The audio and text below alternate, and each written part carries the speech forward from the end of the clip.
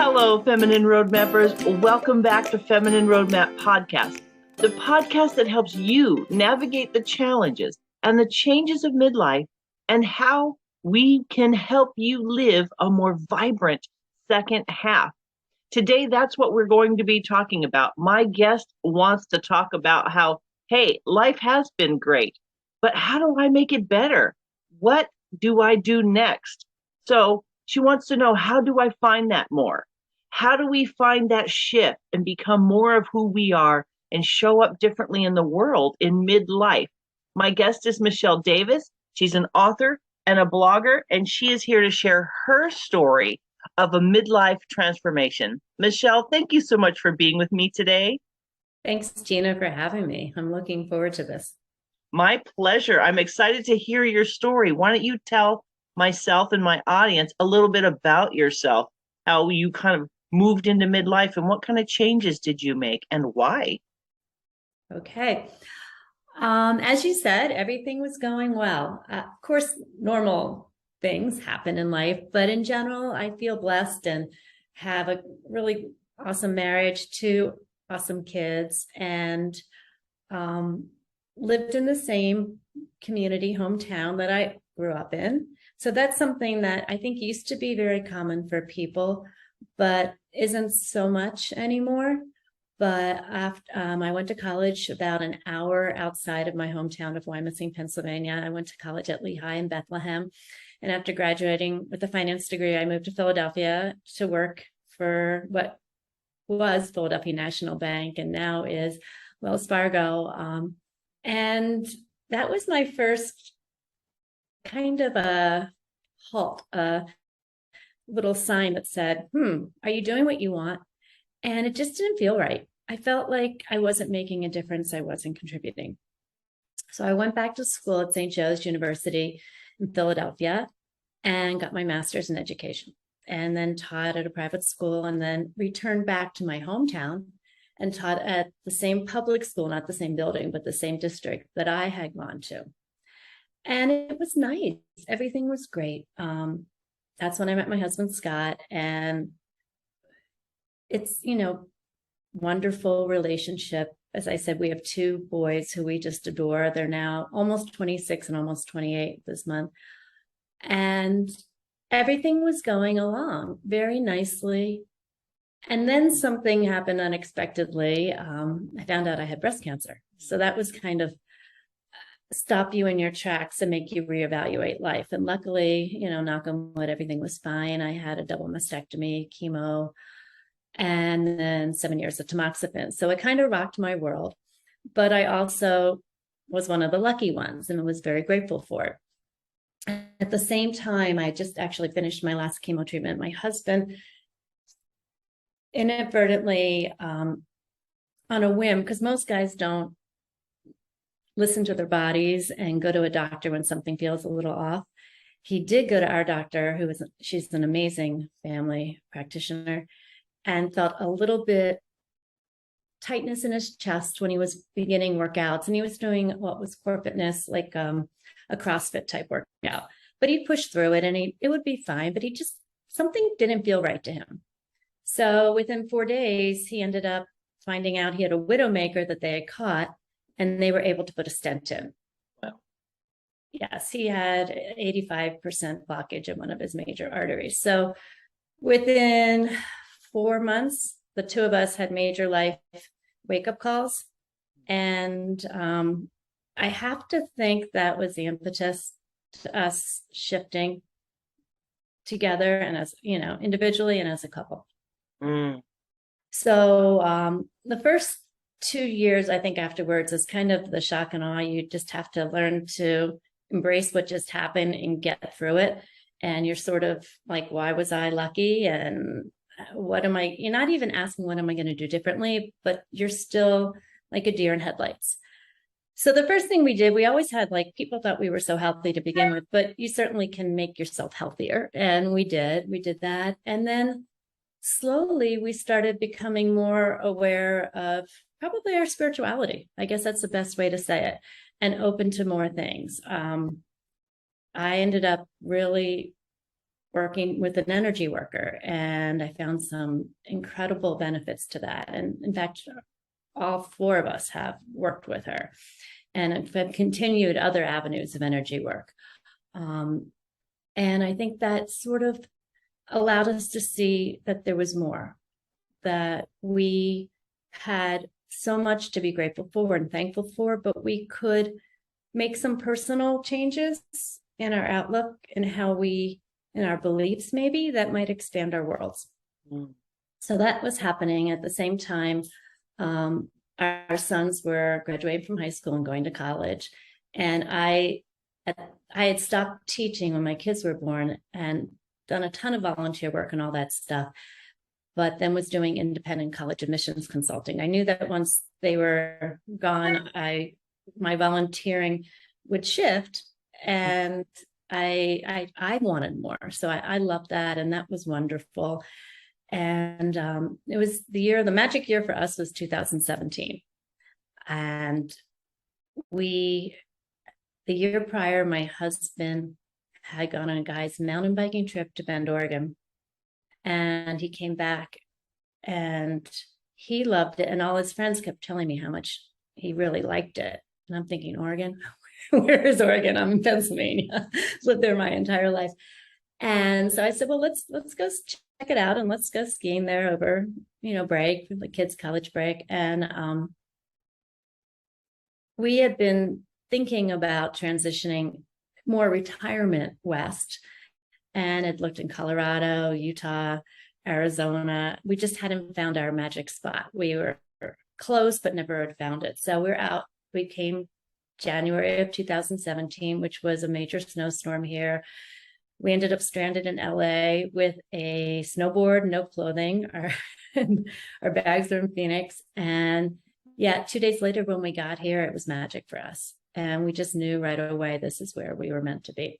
So we did something pretty outrageous. On the whim of a moment, we decided that we would do a vacation home out here. And what we ended up thinking was 10 weeks a year, we fell in love with the place. So it ended up being so much more. About 2 months later, I had a book club meeting that night. So I think it was 7:30. I went to a 5:30 yoga class, came back. It was cold in March and rainy and damp, and I just wanted to get in my pajamas and snuggle up.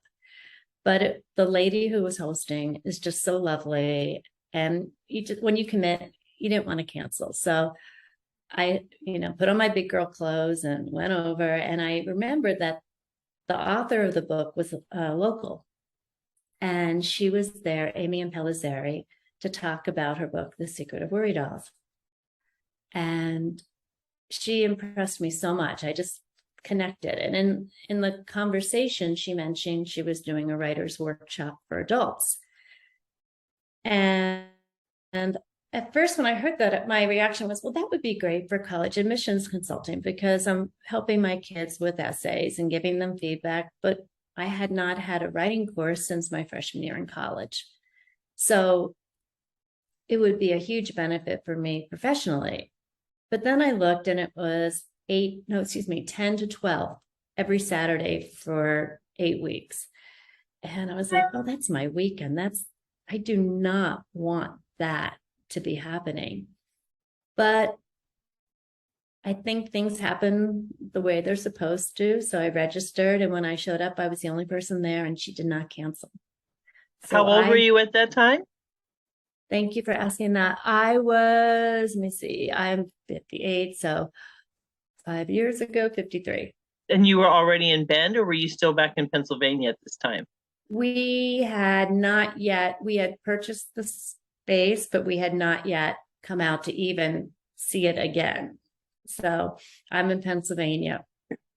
So at age 53, I'm taking a writer's workshop, and during it, Amy was prompting me to start blogging and writing articles about my feelings. And my initial reaction was, I can't do that. I can't let people know my thoughts. I want to protect those. Those are precious. I don't want to be judged. What if people don't like it? And so we compromised. So I started a website for my college admissions consulting and posted blogs on. I already had the website, but I added a blog piece to it. So I wrote blogs about colleges, and that seemed safe, and that was fine.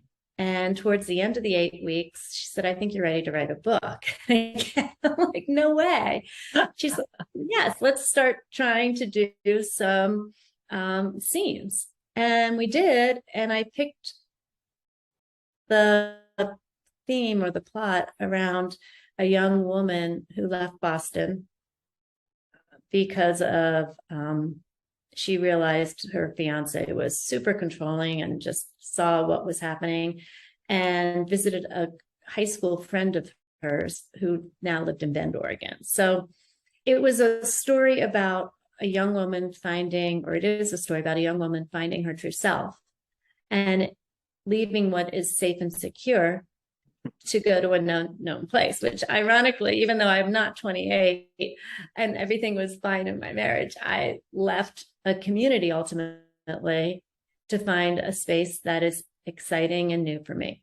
And so it's kind of adjacent to an autobiography in some ways. You were taking your own life experiences and emotions, and you're taking a whole new journey with writing, right? Like you said, you hadn't even taken a writing class since your freshman year in college. And so the question I have about your writing was, what was it about the writing that captured you?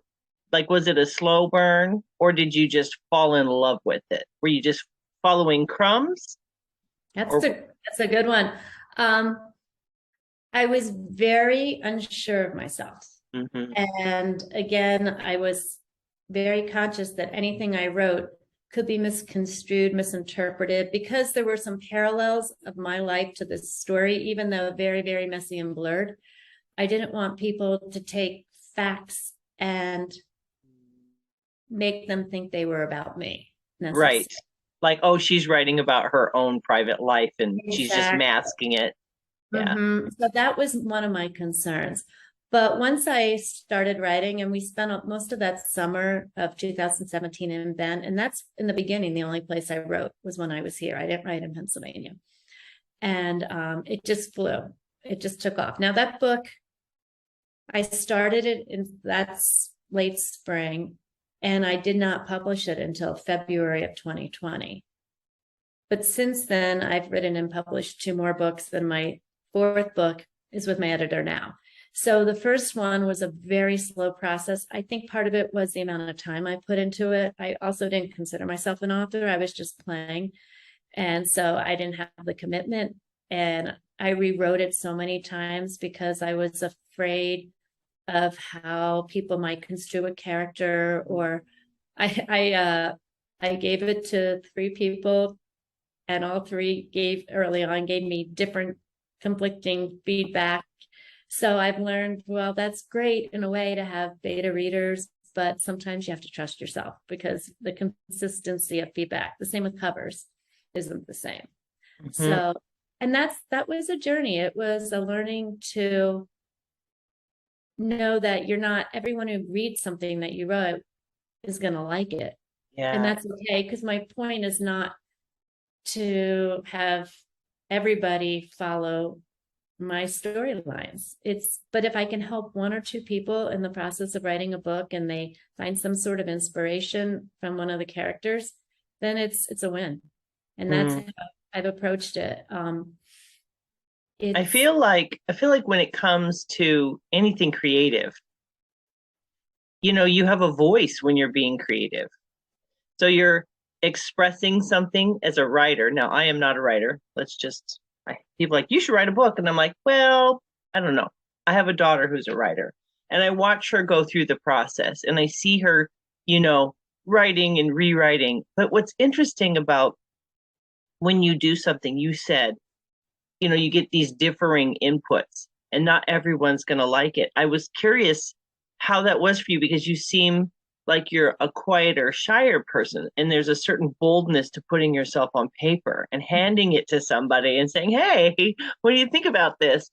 So I'm wondering if you have found that maybe your audience isn't as close to you, like maybe the people who will understand your writing or they're drawn to your writing. It's the same thing with art. I paint. It's like the audience, we tend to look to those we know, people we know, the audience that we know. But often the audience is somewhere else. We have to find each other. Is that what you found? You just said it beautifully. And that is so true, especially as my books evolved. The second book I wrote is called The Dog Walkers. And I started writing it in November 2019. And ironically, right before the pandemic, the story is about a young woman who self-quarantines herself or self-isolates herself in her apartment in Philadelphia because she falls into a strong depression. And what gets her out is her concern for a golden retriever. But in the process, she hears voices in her head. Now, not everybody can resonate with that. Right. And some people think that's really strange and woo-woo. So that was kind of my testing ground book. I introduced a little bit of gemstones in there. And then the next book, which is the first of a series that I'm currently working on, is called The Invitation. It's the Awakening series. And it's a story of 4 women told from the point of view of Marley. And she is a 46-year-old part-time journalist for the Philadelphia Inquirer. And they go away on a weekend to her family's house in the Poconos, which, yes, my family had a house in the Poconos, but it's very different than this. And they become integral in solving a murder mystery. But it happens through, I'll use the term gifts, that one of the women discovers that she's clairvoyant. Now that's really woo-woo, and not everyone can go down that path. And we talks about holistic healers, and in an article she's supposed to write, she interviews different kind of healers, a Reiki massage therapist, someone who does breath work. And so through a fictional setting, it's a nice way to introduce people to practices that they might not be aware of. I talk a lot about Ayurvedic practices in this book as well, but it's not a how-to. Right, right. It's a fun story. This book has a lot of interesting elements that I start to play with. So this writing process that you're doing, not the books themselves, but the actual process of becoming a writer after 50, what was that like for you? What journey was that taking you on yourself? A big one. Yeah. First of all, I had to figure out who I really was. Not the image other people necessarily had of me, or an image that I consciously or unconsciously crafted or felt I should be. And it allowed me to use my voice more as to what I thought, not necessarily what I thought I should think.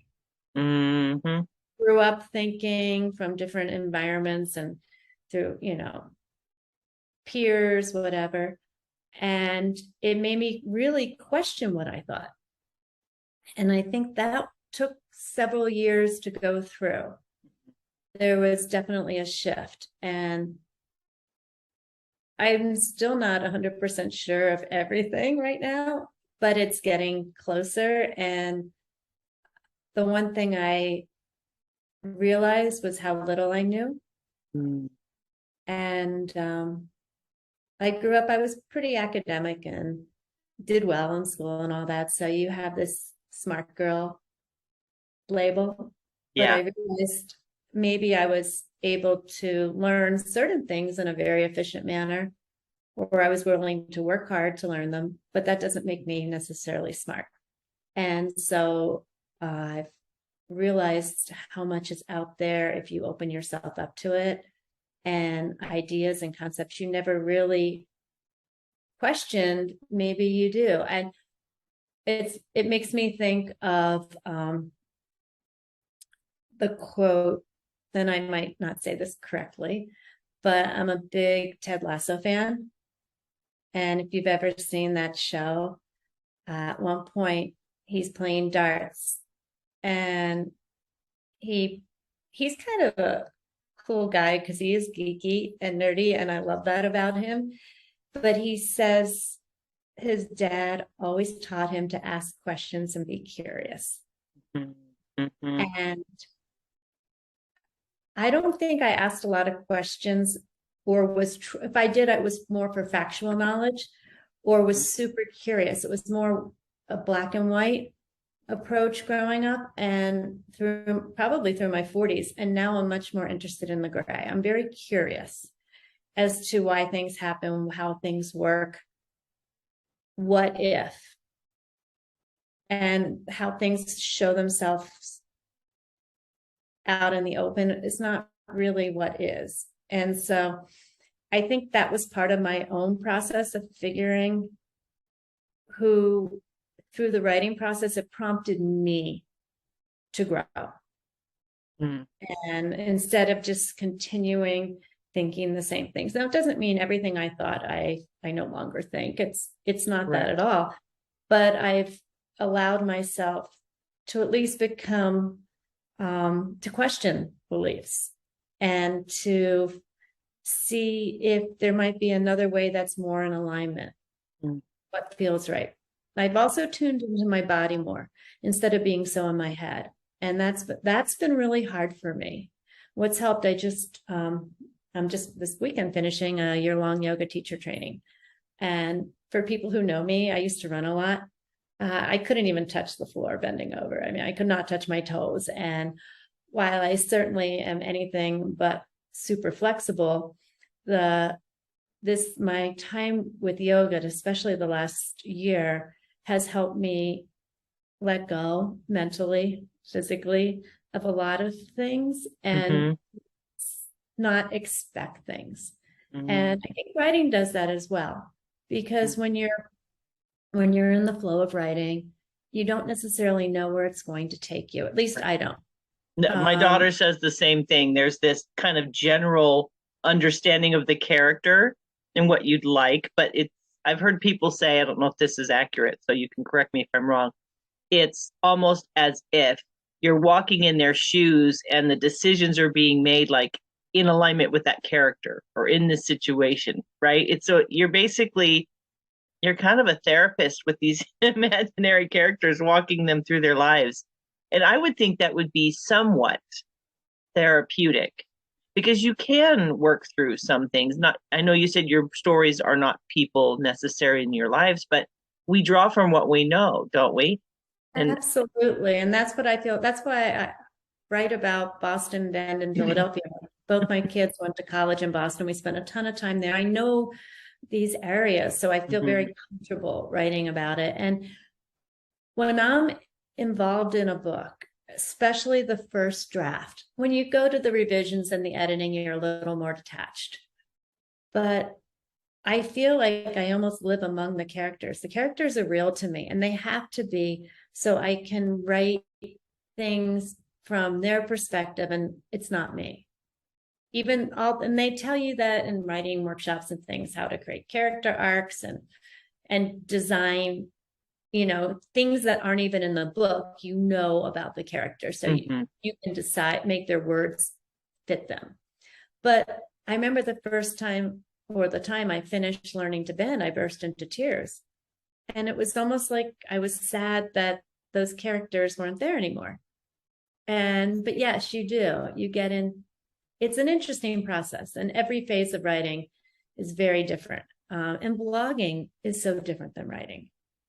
My blogs have transformed a lot. I only would do the things I felt comfortable sharing in the beginning, which has been more of a pattern. And now I am much more vulnerable in what I put out there. And at times my younger son usually reads my blogs just to make sure that something isn't blatantly, or I'm not doing something cluelessly or saying something. So I think it's always good when you put something out to have a second set of eyes read it. And he's fabulous. And I'm putting more of my feelings, my questions, my emotions out there. And I'm not so concerned anymore about being judged, because as you said, the people who it's meant for are going to find it. And if it helps one person or allows another person to think, oh, someone else feels the way I felt, I'm not that off, then that's served its purpose. And that's all I hope for. Yeah, I feel like the word that popped into my mind as you were discussing your journey and your process is expansion.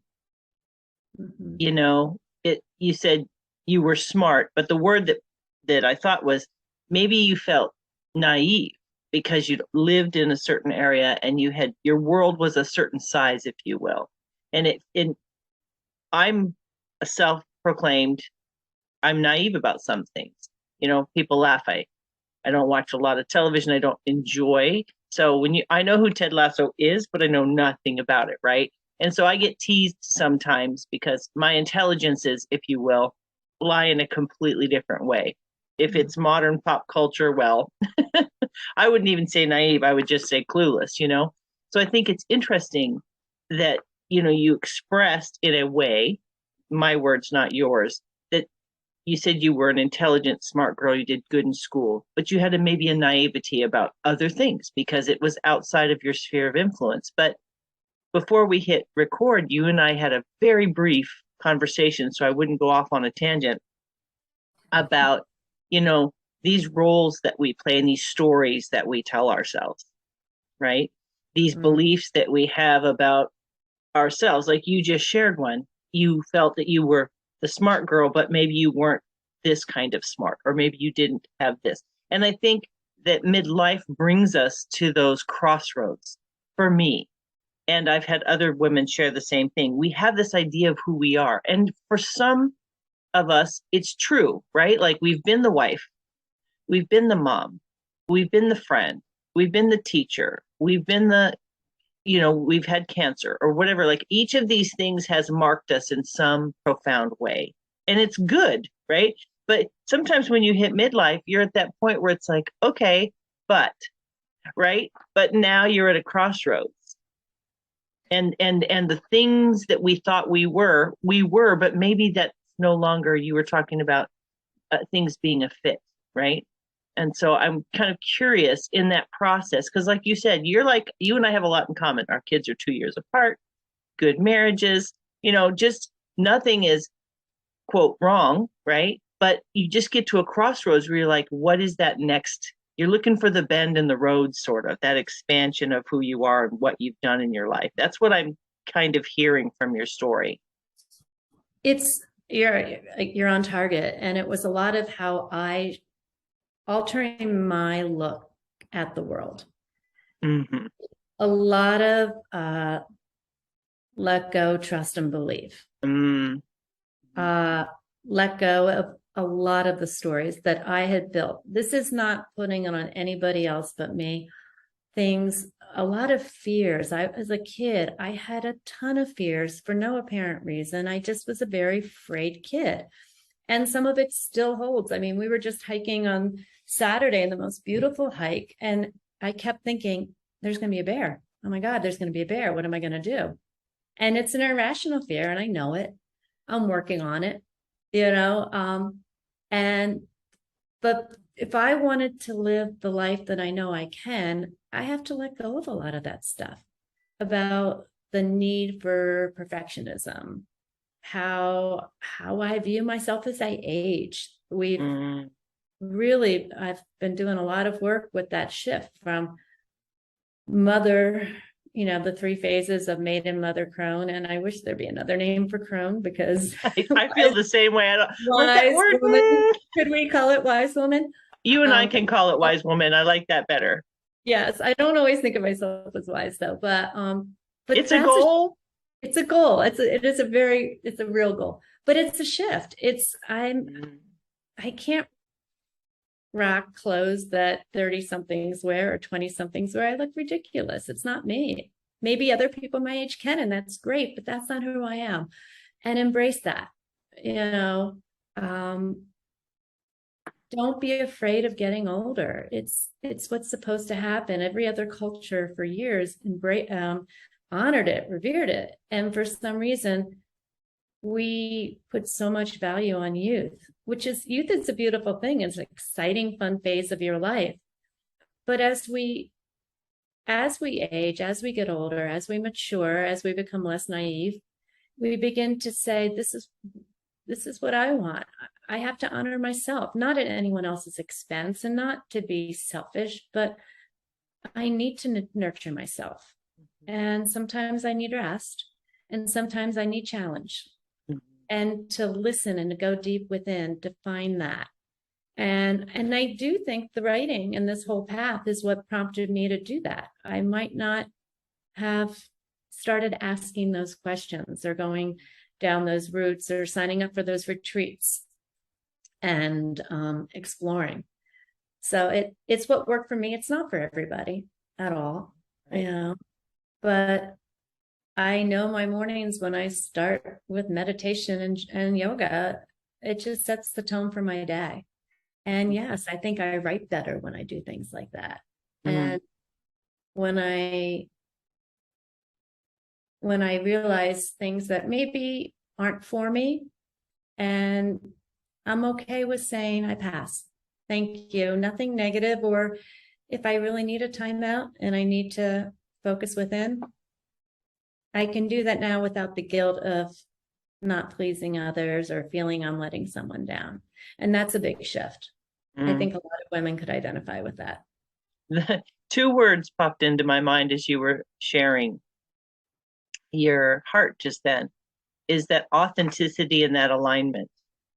I think it is both and in our lives, where this maiden mother stage, we did our best to be authentic and aligned, and some of that is still part of us, which is why we become the wise woman, hopefully, right? Because we've brought those lessons and those life experiences along with us. But as we shift seasons, I think we do have to realign. I think this season, while it is a lot with aging parents, kids going off to college, sometimes health things, sometimes marriage things, sometimes job changes, moves, like it's a very busy, and sometimes upheaval is a word that happens in midlife and for a lot of people. And so I think that pushes us to look for that alignment and that authenticity. It's sometimes it's almost like someone takes our head and redirects us, right? It's like, what's that next thing? It feels like a redirection. And I think what I'm hearing you say is, if we as midlife women are feeling that pull, or that maybe there's a little dissonance in our life now, like, it was fine. It's not that what we did before was wrong, but this new season is bringing us, right, to a new place. That's what I'm hearing you say. So the two words that aligned with what you were saying was alignment and authenticity. And so being able to hear your story and see that, you took a risk, you did something you'd never done. Somebody took a risk and didn't cancel and just poured into you. And isn't it neat how we're at a season where we can receive that experience so differently than we would at 20. We're moving so fast when we're younger, right? It's hard to catch those moments.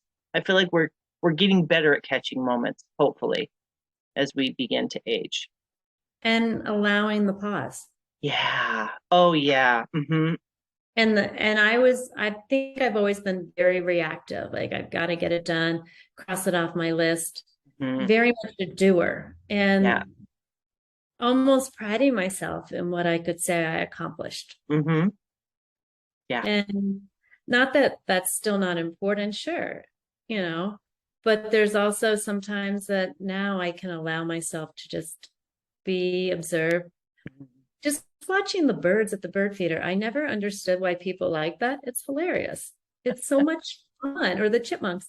I wouldn't want to spend my whole day doing it, but every once in a while, just couple minutes, it just refocuses you and puts life in perspective. Because if you live in your head and you're constantly analyzing, thinking, doing, you're either, for me, I was very much future oriented. I wasn't like rehashing things as much as in the past, but you just rob yourself of the presence. And that's where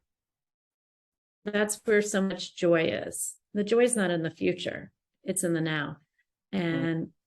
But you have to slow down And that's a hard thing to do because we've been so programmed, especially as women, to be doing so many things at one time and knowing exactly where somebody should be, where something's located, what we're doing next Tuesday, and what size so and so is. Everything, they come to us, and which is great. But then we need a timeout, and that's okay. That's so profound, really, because we do it so naturally, don't we? We're I call it the anchor.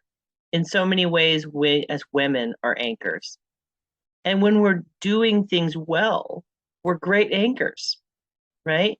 And hopefully we're anchoring people to the right things. And I think you talked about evaluating and slowing down. I think what I hear in your slowing down, it's more of a mental and emotional slowing down. It's getting out Absolutely. of that spin of what's happening in our heads all the time. Is that what you were expressing? Yes.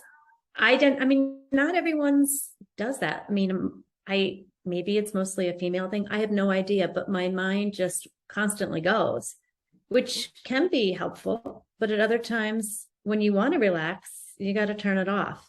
And that's been the hardest thing, for me, which maybe that's why I like to write, because I can let my imagination soar and play in my head. Right. So it's a benefit that way. But then when it's time to tone it down, and that's where meditation's really helped, and other mindful practices and yoga, because it's helped me tame my monkey mind. The first time I did yoga, the kids were in preschool, and all I could think is I have 2.5 hours to get all my things done and to pick them up. And I'm in the yoga class when they're telling me to be quiet and still and hold a pose. Like, no, I need to be running. I Yeah. need to be doing Yes. something fast so I can. And so it's a reframe. And I think that's what middle age for me has been, is the pieces are still there. The players are all there. You had your mother, wife, daughter, friend, all yourself. All those are there, but you've rearranged it a little bit in terms of how much time, and quite honestly, for me, a big step of personal development has been surrendering control. Because you talked about when you're the anchor, you're in control of a lot. And it's ironic how people really don't want you to be in control of them, especially at a certain age, and it's not helpful for you too. And it's time to wait to be asked, and Yeah. not to try to fix, and not to try to make things better for people, especially if they haven't asked for help. And that's been probably my biggest challenge, Me too. is Me too. to step away and allow, and also to ask for help myself when I need help. Yeah, I resonate. I resonate really much, so much with that, because it that's the slowing down for me. When you're in that role of the doing and the being and the fixing and the anchoring. And something happened recently, and I thought to myself, okay, not my monkey, not my circus. I am involved, but it's not my monkey and it's not my circus. Like, if it goes left and goes haywire, I will do what I'm supposed to do and let it go haywire. Like, I really had to talk to myself and say, you know what?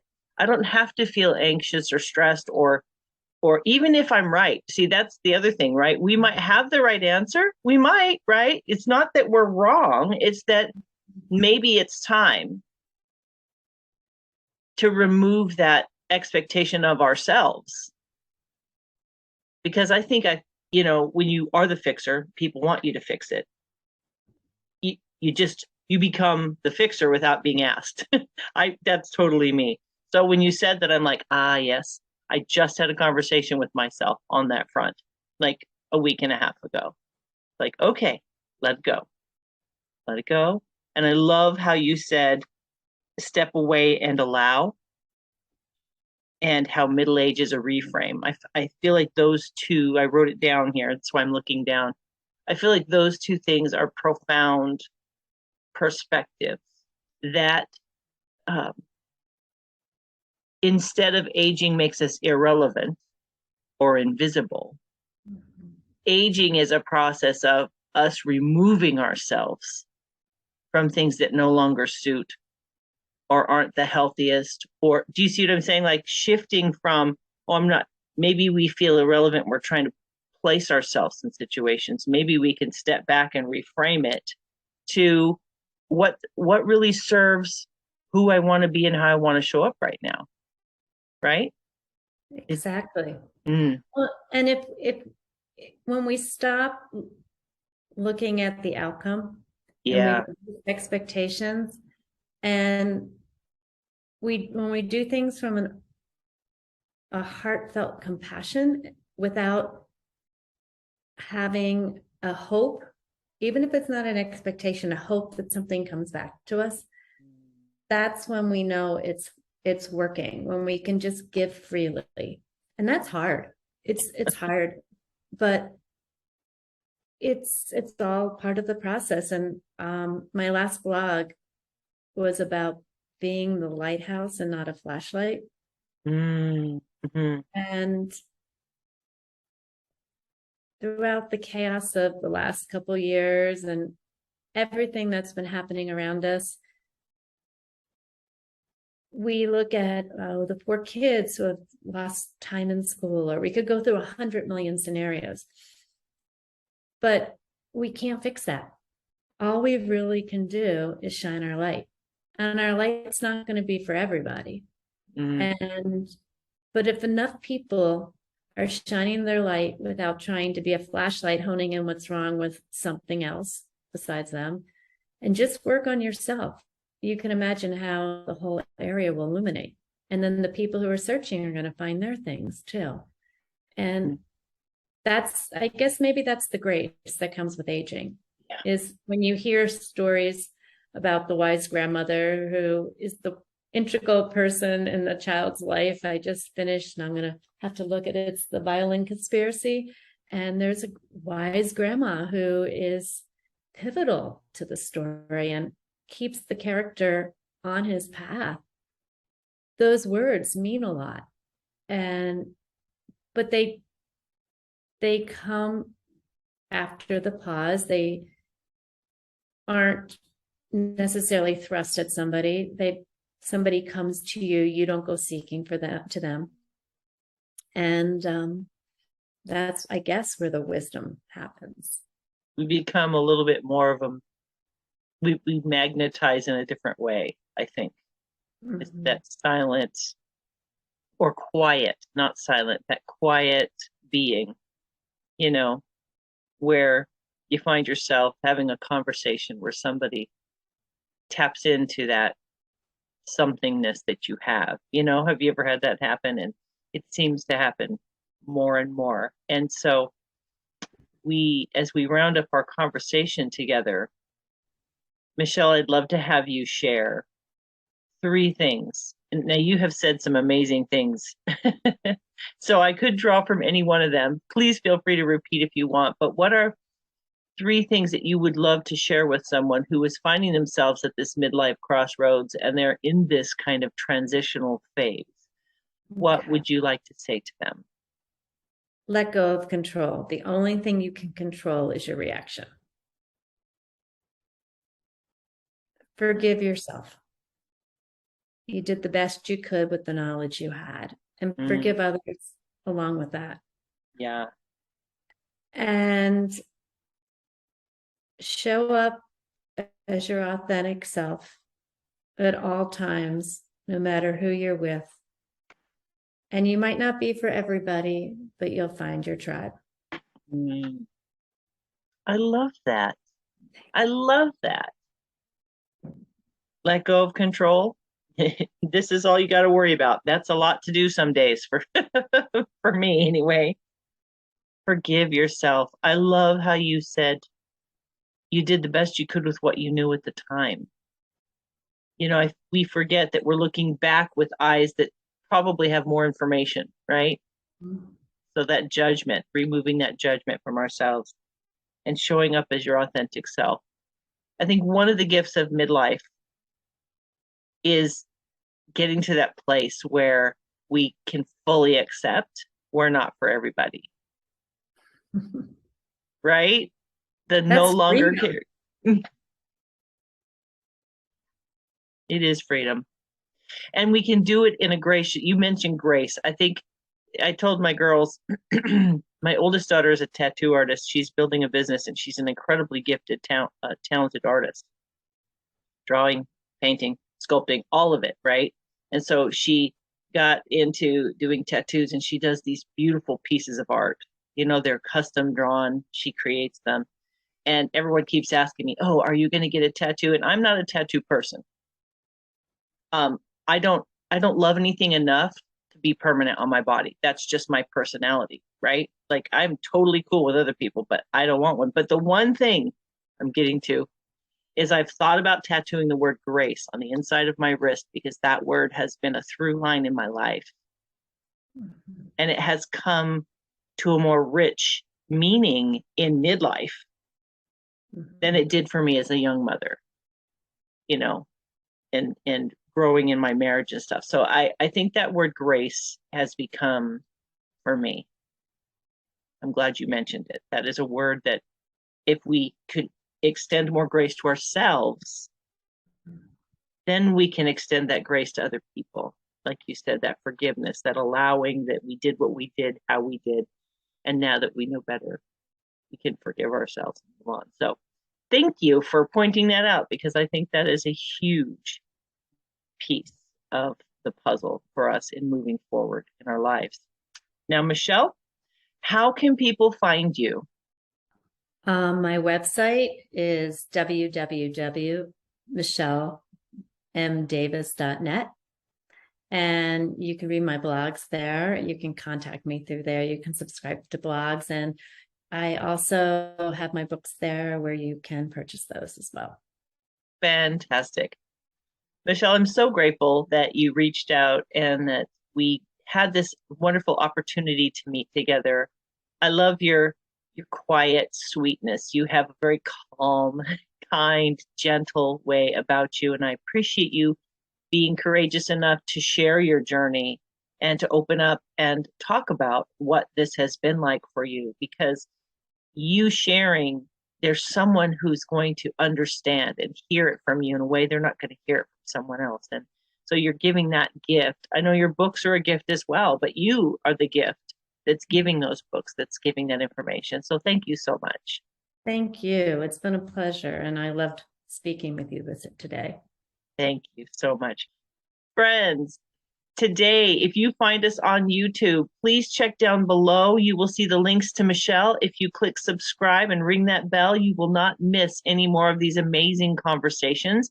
If you are driving and you're listening on the podcast platform, you can head over to www.feminineroadmap.com/episode 301. I will have all of the links to Michelle there for you. If you are hearing this conversation, I believe from the top of my head to the tips of my toes that there's something here that you're supposed to hear. There's a message for your heart today. And Michelle has brought her courage and her grace to this conversation to remind us that this season of midlife is a time where we get to expand who we are in a new and different way. And even if you're in the process of figuring that out, don't give up, because we are still in that process of becoming. This season is very rich in possibilities and opportunities. We have brought so much to this season of life that we are a rich resource. So trust your journey, my friends. Whatever it is you choose to do, remember that you are meant to do that thing for however long you do it. Have the grace and the courage to take some risks. Trust yourself, enjoy the journey, reach out to Michelle and I, let us know how this has impacted your life. We look forward to knowing that this has been something that has been a bit of a lighthouse in your life and not a flashlight. Thank you so much for joining us today. We look forward to sharing more and more inspirational women and conversations in the weeks to come. Take care, my friends. Bye-bye.